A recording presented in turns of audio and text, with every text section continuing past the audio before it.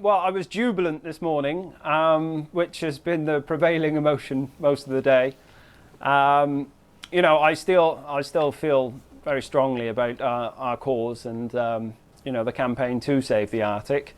And yeah, the period inside hasn't sort of daunted me in the task, but you can't spend 2 months in Russian prisons without really sort of taking a look at the whole issue and your own circumstances as well. So yeah, I've had highs and lows.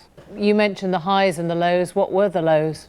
Well, the greatest low came last week when I heard that they'd applied for a 3-month extension for the investigation, which really spelt out that there was the potential for us to be staying in the penitentiary until late February, which was worrying from the point of view I wasn't going to see my partner, and I was going to miss Christmas and I wouldn't see my family. But yeah, you know, I was prepared for it. It was just a bit of a low point, but I think the lowest point was when I ran out of reading materials. You know, when you're sat left alone with your thoughts, at that point you can get quite low. You've only been out a few hours, but just describe what you've decided mentally you never want to do or see again. Well, what do I never want to see again is Russian fish soup. And yeah, I haven't made any massive resolutions to change my way of life in any way. Did you ever question why you'd ended up where you had? No, not at all.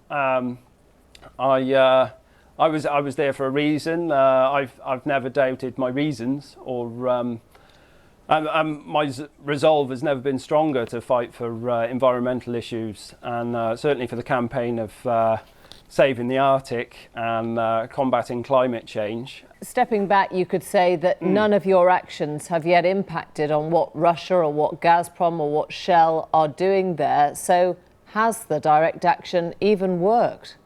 Well, had I not have done that, I wouldn't be speaking to you now, I doubt. And you know, my message is very much that humanity has to take a holistic view and really start doing some serious work towards preventing climate catastrophe. And what we really need to do is get some kind of legally binding agreement to make an Arctic refuge. And that's what we really are aiming for with the whole Save the Arctic campaign. And this was, you know, a small battle in that campaign.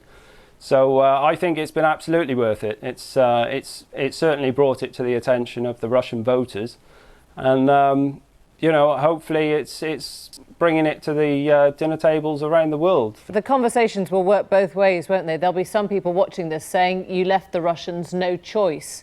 They had warned you a year ago and those warnings hadn't been heeded, and they saw you boarding an oil rig. They had to take the action that they took. Do you agree with that?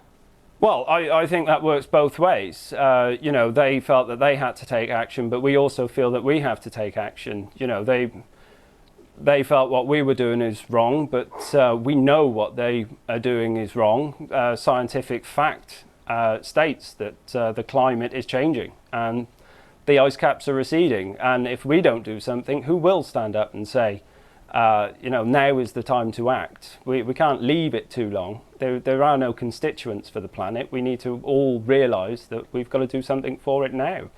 I've been frustrated at times, I've been very angry at times, but ultimately this is the price for standing up to be counted. I would do nothing different. Yeah, I'm not saying that we should go out and do the exact same thing again. That wouldn't be helpful or creative. I think Greenpeace has shown that it is constantly creative in the way in which it tries to fight climate change. And yeah, I think this has been done, so something else will be done next time. But it's certainly got the conversation going in Russia, and I think to that end we've succeeded greatly. Anthony Perrett, thank you so much. Thank you very much indeed.